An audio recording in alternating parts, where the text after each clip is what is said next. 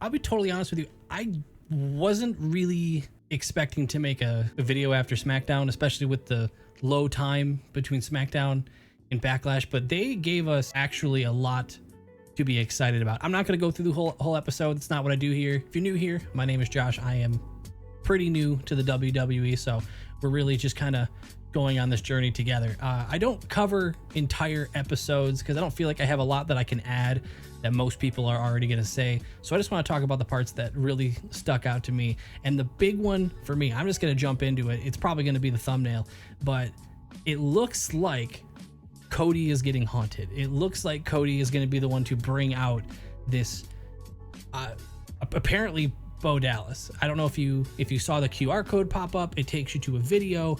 In that video, it gives you a brief little bit of, it's like, oh, tomorrow at Backlash, AJ Styles and Cody Rhodes, and then it cuts to this creepy video. And if you pay attention, I'll put the little snippet on the top here, but the little bit that shows the teaser, on the bottom, it goes from saying believe, and then for a brief second, it splits and says Bo believe. I feel like that's pretty, I don't think they're leaving much room for interpretation at this point, and they've been doing it every episode, so I feel like you're going to see a Bo return or some sort of influence at Backlash. My belief is that if they're doing this every single episode in this last month, it would be crazy if they did it every single episode for multiple months. So for them to specifically show AJ Styles and Cody Rhodes, it is as like a bit of like a promo piece. Maybe I'll put a link in the description. If you're looking for the link of what the QR code said, check the description. I'll just put a link there so you can see it for yourself. It's going to say 404, and I think that's just to throw you off and make you think the link doesn't work, but it does. Just watch the video. It's going to seem like it's an ad. Just keep watching the video.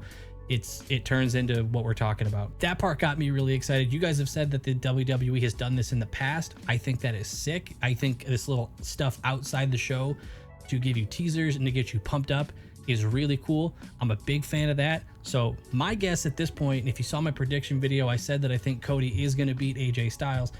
That's probably going to be your main event. Cody's probably going to win. His music's going to hit, and maybe they try to do that thing with the CM Punk return where they put on the bottom, they put like the trademark and they zoom out like we're going to credits or whatever, and then boom, lights are going to go out or something's going to happen, and that's when it's going to be. So I don't know what it's going to be. I'm excited for that.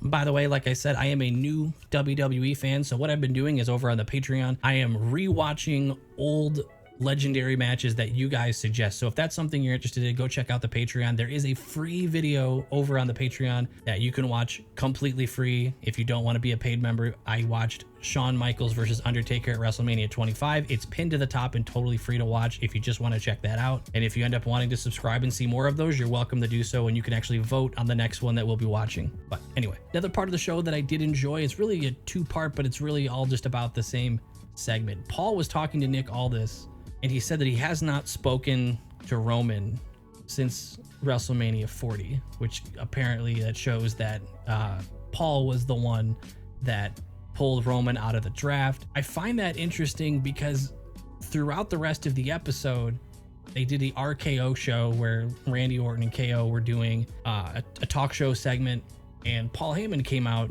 and said, basically he refused to really say who the tribal chief was. Kevin Owens, I think it was Randy, asked who's the tribal chief or something. He wanted Paul Heyman to specify, and Paul wouldn't.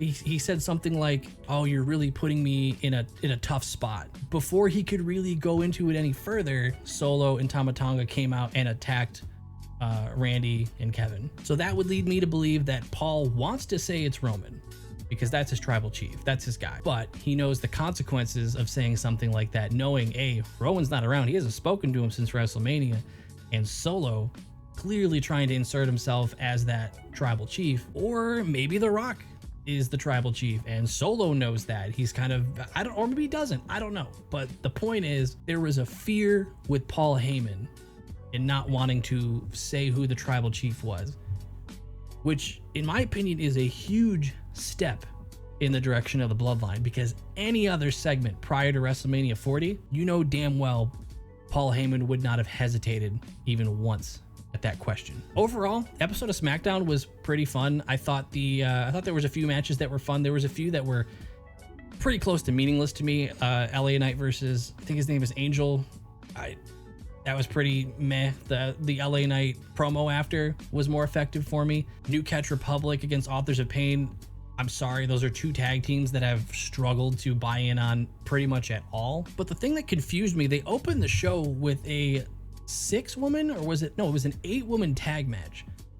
Bayley, Naomi, Jade, and Bianca versus 3 members of Damage Control and Tiffany Stratton. Where did this match come from?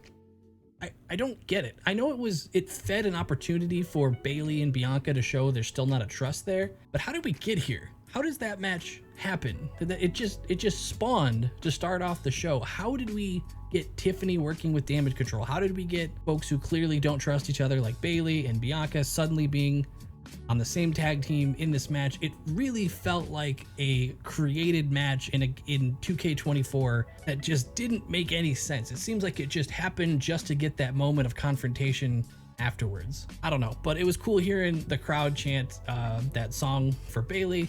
In fact, the French crowd was just phenomenal. It feels like all the European crowds just knock it out of the park. And as someone who has been to a few shows, in the US, I've been to SummerSlam, and I heard the criticisms about the Detroit SummerSlam crowd. It was not great. I can agree, as someone who was there, it was kind of tough. I wanted to be loud and exciting, but I was definitely sitting around some people that made that pretty tough, I'll say. But these European crowds have just, they bring these PLEs to a new level. So I'm not even too upset that so many of these PLEs are going to be overseas, because the crowd legitimately adds to it. And I think that's pretty cool that they have such a big impact on the feel of a lot of these matches. Overall, I'm really excited for Backlash. I didn't feel like I was that excited before the SmackDown. I think the lackluster draft from the previous SmackDown and Raw kind of brought my excitement momentum down a little bit. This episode of SmackDown, it could have been the crowd, it could have been the promos, I don't know. It all got me back excited again.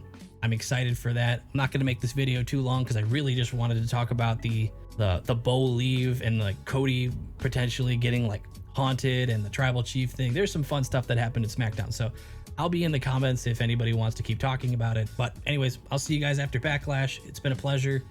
Appreciate your time. See you in the next one.